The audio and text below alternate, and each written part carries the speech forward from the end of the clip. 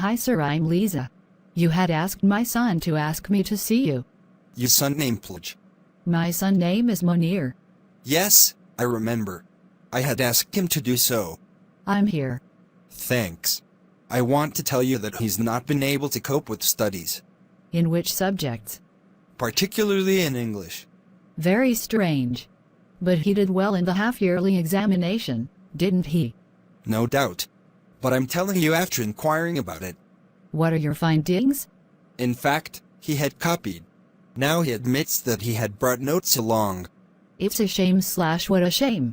How is his general conduct? He is very well behaved. No need to worry about that. Then what do you suggest for improving his English? An English conversation course should be useful for him to learn it well. From where can one get it? From the only shop for standard books in Dakaguru publication. Thanks for your kind guidance.